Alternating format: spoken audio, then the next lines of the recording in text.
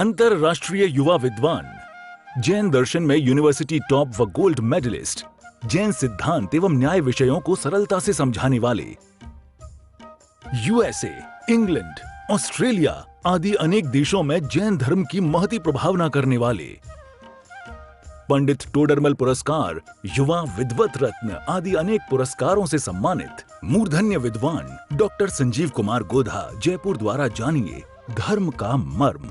मुंबई के एक साधर्मी भाई की ओर से इन प्रवचनों का प्रसारण किया जा रहा है।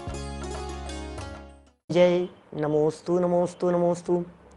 नमो अरिहंताणम, नमो सिद्धाणम, नमो आयर्याणम, नमो वज्रायाणम, नमो लोये सव्यसाहुणम।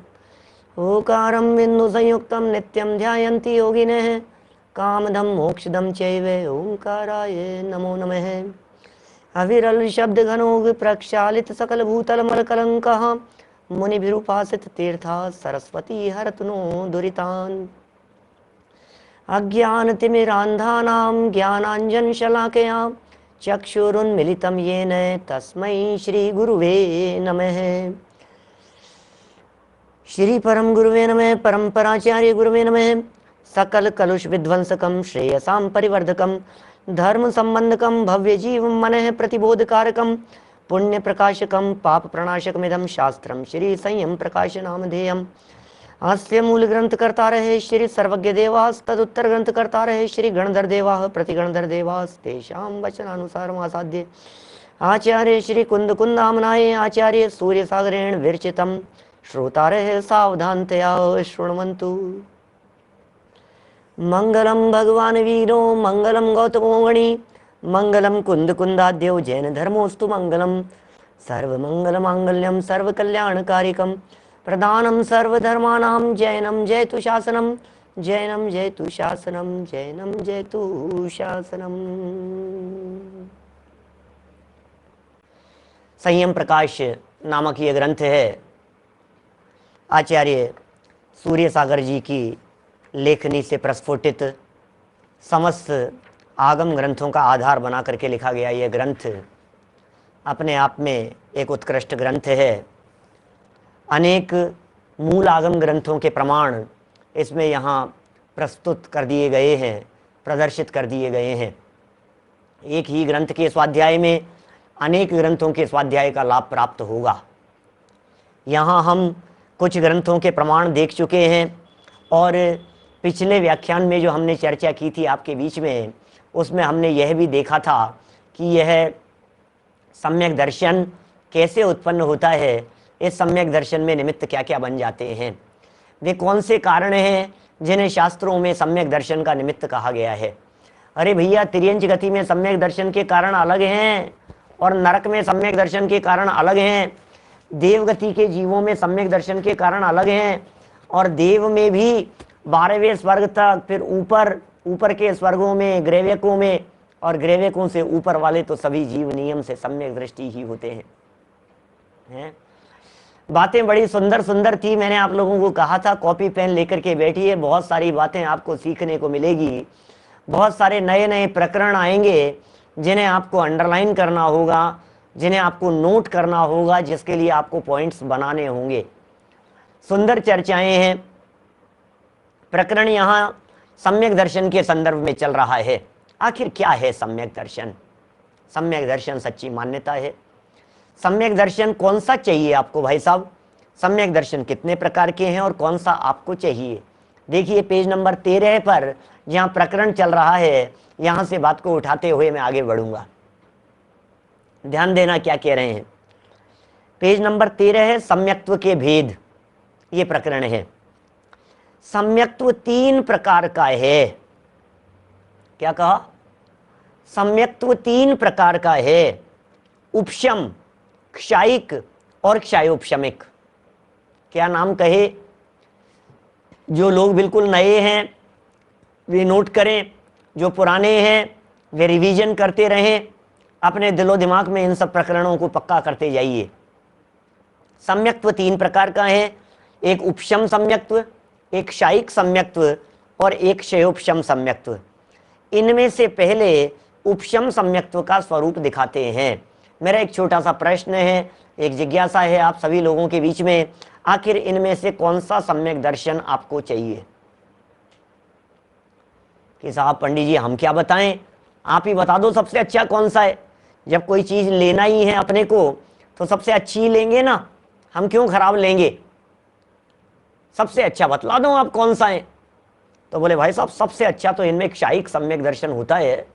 क्षायिक सम्यक दर्शन कभी छूटता भी नहीं है, और क्षायिक सम्यक दर्शन एक बार जैसे हो जाता है तो फिर वो जीव अल्पकाल में ही 3-4 भव में ही अधिकतम वो चला जाता है सिद्ध दशा में। क्षायिक चाहिए हमारे को। तो जितेंद्र जी वैसा समझ गए होंगे आप मैं क्या कहना चाह रहा हूं। मैं ये कह रहा हूं कि आपको क्षायिक सम्यक दर्शन चाहिए। क्षायिक सम्यक दर्शन बहुत अच्छा है। क्षायिक सम्यक दर्शन के बिना काम नहीं होगा। क्षायिक सम्यक दर्शन सिद्धालय तक जाता है, साथ में वही सर्वोत्कृष्ट है। कर्मों के क्षय का नाम क्षायिक सम्यक दर्शन है। हाँ साहब हम तो वही लेंगे। सुनो भैया एक प्रॉब्लम है। क्या प्रॉब्लम है सौगानी जी? प्रॉब्लम यह है कि क्षायिक सम्यक दर्शन क्षयोपशम सम्यक दर्शन वालों को ही होता है। माने जिन जिन जीवों को क्षायिक सम्यक दर्शन होगा वो क्षायिक सम्यक दर्शन के जो पात्र जीव हैं, क्षायिक सम्यक दर्शन उनको ही होता है जिनके पास में पहले क्षयोपशम हो। और क्या बात कर रहे हो?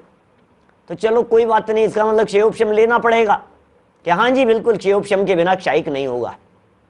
अच्छा तो क्षयोपशम ले लेते हैं, चलो कोई बात नहीं, पहले फिर तो क्षायिक हो जाएगा कि हाँ बिल्कुल बिल्कुल फिर हो जाएगा क्षायिक। लेकिन समस्या ये है क्षयोपशम सम्यक्त्व भी उनको ही होता है जिन्हें पहले उपशम सम्यक्त्व हुआ हो। इसका मतलब पहले उपशम सम्यक्त्व होता है, फिर वो क्षयोपशम सम्यक्त्व में बदलता है, और फिर क्षयोपशम सम्यक्त्व क्षायिक सम्यक्त्व में कन्वर्ट होता है। बिल्कुल ठीक उसी तरह की स्थिति है जैसे पहले लर्निंग लाइसेंस बनता है फिर परमानेंट लाइसेंस बनता है। होता है ना इस तरह का, और भी चीजों में कहीं लगा सकते हो आप। पहले लर्निंग लाइसेंस होगा फिर उसके बाद में परमानेंट लाइसेंस होगा। पहले टेम्परेरी मिलता है फिर उसके बाद में परमानेंट मिलता है। जैसे समझ लीजिए जो लोग यहां से अमेरिका चले गए, जो लोग यहां से परदेश चले गए, अब यदि उन लोगों की बात करो तो भैया वहां आपको परमानेंट रेजिडेंशियलशिप मिल जाती है क्या? ग्रीन कार्ड मिल जाता है क्या?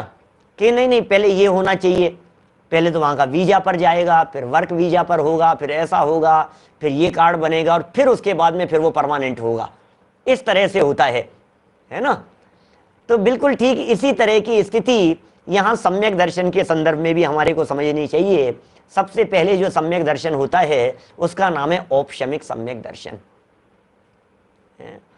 डायरेक्ट आपको जिस तरह से अमेरिका की सिटीजनशिप नहीं मिलती है उसी तरह से आपको डायरेक्ट क्षायिक सम्यक दर्शन नहीं मिलता है।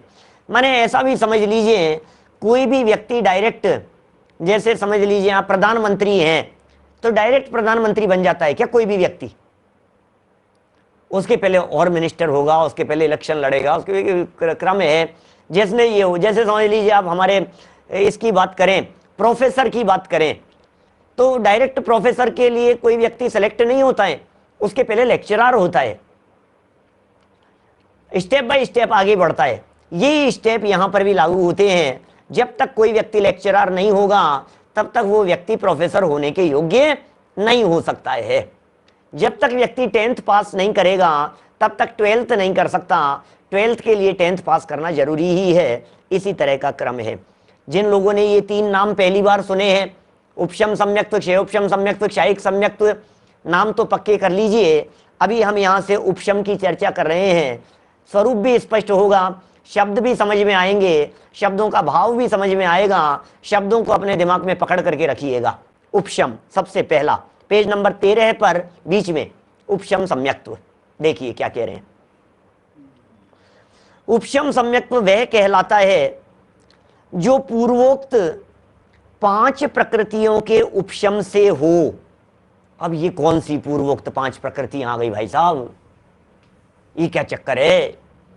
पंडित जी कौन सी पूर्वोक्त प्रकृतियों में ले गए? अरे भाई सुनो सुनो भैया, प्रवचन क्रम से सुनना, पूरा सुनना, शुरू से आखिरी तक सुनना, तब जाकर के कुछ सत्य हासिल होता है। ये ऐसा नहीं है जितना सुन लिया उतना ठीक है, भागते भूत की लंगोटी जितनी पकड़ में आ गई उतनी ठीक है, ऐसा ऐसा थोड़ी ना होता है। जितना सुनो उतना ही अच्छा है जी, हम तो 10-5 मिनट सुन लेते हैं, ऐसे नहीं चलेगा भैया। पूरा सुनो, ध्यान से सुनो, क्रम से सुनो, रोजाना सुनो, है ना। पिछले प्रकरणों को याद करो, उनको वापस रिवाइज करो, गहराई से देखो उन सब विषयों को। देखिए 5 प्रकृतियां हैं, एक का नाम है मिथ्यात्व। क्या इसी पैराग्राफ में? देखो नीचे भी आएगी, कोई बात नहीं, फिर भी सुन लो। ऊपर भी पढ़ी थी, तीसरी लाइन में लिखी है, तीसरी चौथी लाइन में, अनादि मिथ्या दृष्टि के मिथ्यात्व, अनंतानुबंधी क्रोध, क्या अनंतानुबंधी मान, अनंतानुबंधी माया, अनंतानुबंधी लोभ। 5 हो गई। एक है मिथ्यात्व। मिथ्यात्व इसको समझना, क्योंकि अंगुष्ठ है, ये बलिष्ठ है, ये पावरफुल है, इसका नाम है मिथ्यात्व, ये अंगूठा। फिर अनंतानुबंधी क्रोध, अनंतानुबंधी मान, अनंतानुबंधी माया, अनंतानुबंधी लोभ, ये चार उंगलियां, और ये मिथ्यात्व। बोले जो 5 कर्म प्रकृतियां आत्मा के साथ में बंधी हुई थी, इन 5 कर्म प्रकृतियों के उपशम से उपशम सम्यक्त्व होता है। क्या उपशम क्या चीज है? उपशम माने होता है दबाना। उपशम माने क्या चीज है? उपशम शब्द नया है क्या? लेकिन उपशम शब्द का अर्थ क्या? उपशम शब्द का अर्थ बोले दबाना, दबाना, दबाना। देखिए अभी क्लियर होगा, और देखिए थोड़ा सा यहां क्या कह रहे हैं। उपशम सम्यक्त्व वह कहलाता है जो पूर्वोक्त 5 प्रकृतियों के उपशम से हो, अर्थात जैसे, उदाहरण सुनिए, जैसे मैल जल में कतक, मैले जल में कतक। कतक क्या होता है? आगे ब्रैकेट में लिखा है निर्मली के बीज। वैसे इस कतक फल कहते हैं फिटकरी को। फिटकरी होती है ना, फिटकरी क्या कहते हैं लोग गुजराती में, क्या बोलते होंगे आप लोग? फिटकरी है? ये कतक आदिक डालने से उस पानी का कीचड़ बैठ जाता है और ऊपर ऊपर का पानी बिल्कुल स्वच्छ हो जाता है, ऐसा है। फिटकरी तो समझते हैं सब। क्या तुरती क्या कहते हैं? चलो देखो जो भी है सब समझ गए आप। फटकड़ी जो भी आप कहना हो, तुरटी मराठी के अंदर कहते हैं। चलो सब अलग अलग लैंग्वेज के अंदर सब यहाँ आ गए। अब सबको सबकी लैंग्वेज सुनाए, समझ में आ रही है आपको? तमिल में भी मिल जाएगा, मराठी में भी मिल जाएगा, हिंदी में भी मिल जाएगा, प्राकृत में भी मिल, जहाँ जहाँ देखना हो आपको, सारे शब्द आपकी स्क्रीन पर दिखाई दे रहे हैं लाइव चैट में चलते हुए। चलिए बात यहाँ क्या कह रहे हैं? फिटकरी क्या चीज? जैसी गंदा मैला पानी था, मैले पानी के अंदर हमने क्या किया? वो फिटकरी डाल दी। अब जैसे ही हमने फिटकरी डाल दी, अब फिटकरी डालते ही क्या, एलम, ये डालते ही जो भी गंदगी थी, ये गंदगी नीचे बैठ गई। आप यदि उसको कांच के गिलास में डाल करके देखेंगे, गंदे पानी में भी, आप जरा प्रैक्टिकल करके देखना, गंदा पानी था, मिट्टी डाल दो उसके अंदर पानी में, और मिट्टी डाल करके उसे हिला दो, इतना गंदा दिख रहा है। अब आप उसमें फिटकरी का टुकड़ा डालो, आप देखो, देखेंगे थोड़ी देर में ही कि फिटकरी का टुकड़ा डालने से पूरे की पूरी गंदगी नीचे बैठ गई और उस कांच के गिलास में बिल्कुल ट्रांसपेरेंट वाटर दिखाई देगा आपको, इतना शुद्ध निर्मल पानी दिखाई देगा फिटकरी डालने से। तो जिस तरह की निर्मलता उस मैले पानी के अंदर हो गई है, उसी तरह की निर्मलता उपशम सम्यक्त्व हो जाने पर मिथ्यात्व और क्रोध मान माया लोभ, ये कर्म प्रकृतियां अंदर में दब जाती हैं, बैठ जाती हैं। ऐसा शास्त्रों का उदाहरण है, आगम का उदाहरण है। आगम में ये उदाहरण दिया गया है, उस उदाहरण को यहां हमारे सामने प्रस्तुत कर दिया। देखिए ऊपर का पानी बिल्कुल स्वच्छ हो जाता है, ठीक है। इसी प्रकार मिथ्यात्व और अनंतानुबंधी क्रोध मान माया लोभ, ये 5 प्रकृतियां सत्ता में विद्यमान रहने पर, ये 5 प्रकृतियां सत्ता में विद्यमान रहने पर भी आत्म परिणामों में कुछ भी मलिनता उत्पन्न नहीं करती, क्योंकि ये दबी रहती हैं। मैं ऐसा भी कह सकता हूं इस उपशम सम्यक्त्व के संदर्भ में, मिथ्यात्व और अनंतानुबंधी जैसे डाकू, मिथ्यात्व और अनंतानुबंधी जैसे चोर, मिथ्यात्व और अनंतानुबंधी जैसे आतंकवादी, ये बेहोश पड़े हैं। बोलो आपको कितना डर लग रहा है? डर लग रहा है कि आपको? बंदूक हाथ में है और बेहोश पड़ा हुआ है, तो पड़ा रहे भैया, मेरा क्या बिगाड़ लेगा। जिस तरह से शत्रु का मरा हुआ होना, शत्रु का मर जाना और शत्रु का बेहोश पड़े रहना, ये दोनों ही हमारे लिए घातक नहीं हैं। दोनों ही स्थितियों में हम सुरक्षित हैं, ठीक है ना। एक तो समझ लीजिए आप, शत्रु मर गया, एकदम हमारे सामने बंदूक लेकर के आया था, हार्ट फेल हो गया और मर गया। बोलो अब आपको कोई नुकसान? बोले कुछ भी नुकसान नहीं है, मर गया हो तो मर ही गया, खत्म हो गया खेल ही, अब क्या है। दूसरा, नहीं मरा नहीं है, मरा नहीं है, तो फिर मरा नहीं है तो बोले बेहोश हो गया है, तो बेहोश हो गया है तब तुम भी मजे से रहो, तुम्हें क्या दिक्कत है। शत्रु के बेहोश हो जाने और मर जाने में जिस तरह से प्रेजेंट पोजीशन में जितनी देर के लिए वो बेहोश है, उतनी देर के लिए जैसे मरे हुए के साथ व्यवहार किया जाता है, वैसे बेहोश व्यक्ति के साथ में व्यवहार किया जाता है। ऐसे ही मिथ्यात्व और अनंतानुबंधी वाले जो हमारे शत्रु थे, जिन्हें पीछे महाशत्रु कह करके पुकारा था, न मिथ्यात्व समम शत्रु, ऐसा कहा गया था। मिथ्यात्व के समान शत्रु नहीं है, वो मिथ्यात्व रूपी शत्रु स्वाध्यायी, आत्मार्थी, आत्म कल्याण करने वाले, आत्म अवलंबी स्वभाव का अवलंबन लेने वाले साधर्मी व्यक्ति के साथ में ये मिथ्यात्व और अनंतानुबंधी ये सब दब गए, 5 प्रकृतियां दब गई। तो आत्मा के परिणामों में जो निर्मलता है वो सेम वैसी निर्मलता है जैसी निर्मलता उस गंदगी के नष्ट होने पर होती है, ठीक है ना। अब दोबारा उठ सकता है वैसा, फर्क तो है ही, आखिर दोनों में फर्क तो है ही ना। खत्म नहीं हुई है, खत्म नहीं हुई है, मरा नहीं है वो, लेकिन वो नुकसान नहीं कर सकती है। अभी नुकसान कर तो सकती है, लेकिन कब? जब दोबारा खड़ी हो जाएंगी। जो व्यक्ति बेहोश हो गया है, यदि वो खड़ा हो गया तो खतरा है, मर गया है वो तो खड़ा नहीं होगा। इसलिए ऐसा समझिए, क्षायिक सम्यक दृष्टि जीव, उसके मिथ्यात्व मर चुका है, अनंतानुबंधी मर चुकी है। क्षायिक सम्यक दृष्टि के उसके मिथ्यात्व और अनंतानुबंधी द्वारा कभी जिंदा नहीं होगी, क्योंकि वे मर गई। मरे हुए व्यक्ति थोड़ी ना जिंदा होते हैं, लेकिन जो जिसके दबे हुए थे, जो बेहोश पड़े हैं, वो कभी भी जिंदा हो सकते हैं। शब्दों को थोड़ा सा नए लोगों से पुनः पुनः फिर निवेदन करता हूं, ये यदि पूरा ग्रंथ आपने आद्योपांत पढ़ा तो आप जिनागम के बहुत सारे विषयों को अच्छे से समझ जाएंगे, बहुत सारे विषयों को। इसलिए समझते चलिए, जिनागम का मार्ग समझ का मार्ग है। देखिए आगे चले, उपशम सम्यक्त्व के भेदों की तरफ बढ़ते हैं। आगे देखिए, उपशम सम्यक्त्व के 2 भेद हैं। कौन कौन से?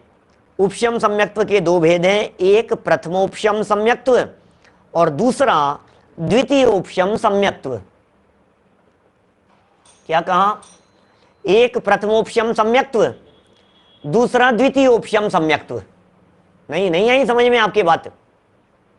भाई बहुत सरल है। क्या? प्रथमोपशम सम्यक्त्व और दूसरा द्वितीय उपशम सम्यक्त्व। प्रथम लगाया है, उपशम तो एज इट इज था, प्रथम लगा दिया और द्वितीय लगा दिया, और उपशम सम्यक्त्व तो कॉमन शब्द है, तो प्रथम उपशम और द्वितीय उपशम 2 प्रकार के सम्यक्त्व हैं। अब इनका थोड़ा सा स्वरूप समझाते हैं। देखिए, यह प्रथमोपशम सम्यक्त्व अनादि मिथ्या दृष्टि के भी होता है और सादी मिथ्या दृष्टि के भी। सुनना भैया, वाक्य को बहुत गहराई से, एक एक वाक्य को समझते चलना।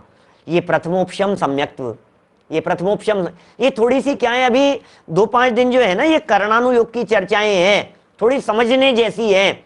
इनमें थोड़ा सा आपको बुद्धि बल लगाना पड़ेगा, और इनमें यदि आपने बुद्धि बल लगा लिया तो फिर आपको सारी बातें सरल समझ में आ जाएगी।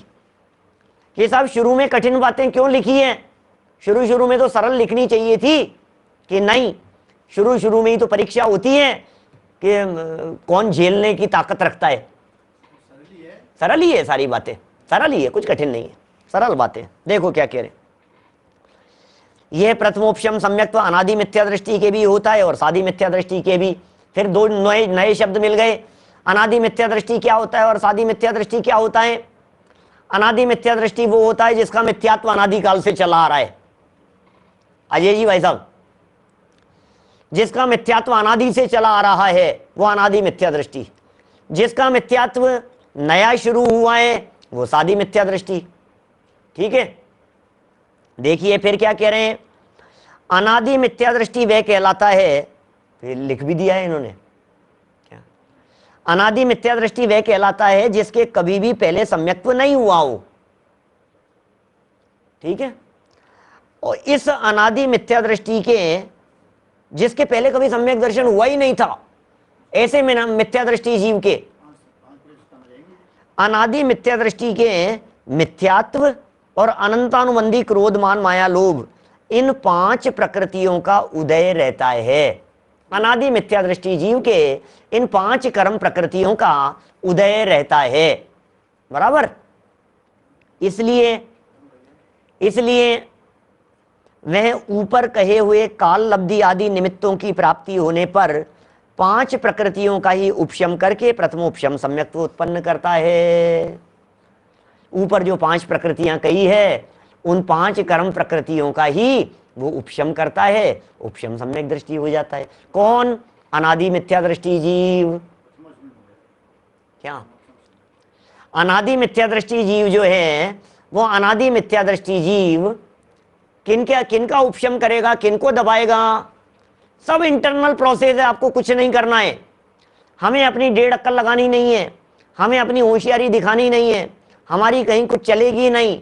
हमारा यदि बुद्धिपूर्वक काम है तो अपने आत्मा को जानना, अपने उपयोग को समस्त पर पदार्थों से हटाकर अपने स्वभाव सन्मुख करना, ये हमारे लिए बुद्धिपूर्वक काम है। बस यही बुद्धिपूर्वक काम है। सुनो जरा क्या कहते हैं यहां, क्या कह रहे हैं? अनादि मिथ्या दृष्टि, लास्ट पैराग्राफ में आ गया। अनादि मिथ्या दृष्टि सम्यक्त्व की प्राप्ति होने पर सम्यक्त्व के प्रभाव से मिथ्यात्व के 3 भाग करता है। कौन करता है? अनादि मिथ्या दृष्टि था, अनादि काल से मिथ्या दृष्टि था, इसे सम्यक दर्शन की प्राप्ति हुई और सम्यक दर्शन के प्रभाव से मिथ्यात्व के 3 टुकड़े करता है। अर्थात मिथ्यात्व, सम्यक मिथ्यात्व और सम्यक प्रकृति मिथ्यात्व, ये टुकड़ों के नाम हैं भाई साहब, सुरेंद्र जी भाई साहब, ये टुकड़ों के नाम हैं। क्या? काल लब्धि आदि निमित्त से क्या तात्पर्य है? इसका तात्पर्य जानने के लिए आपको पिछला प्रवचन सुनना पड़ेगा। क्या? ठीक है ना? काल लब्धि आदि निमित्तों से तात्पर्य है जो पीछे बतलाया था, जिसका काल अर्धपुद्गल परावर्तन रह गया हो, जिसका ऐसा हो गया हो, पिछले 12 नंबर पेज पर जिनकी चर्चाएं की थी वो सब बातें कही है, उन सब निमित्तों की बात कर रहे हैं। योग्य निमित्त मिल गए हो, उपदेशदाता मिल गए हो, वीतरागी तत्वज्ञान की बातें सुनी हो, ये सब। हमारा काम तो बुद्धिपूर्वक स्वभाव सन्मुख होना ही है। ठीक है ना?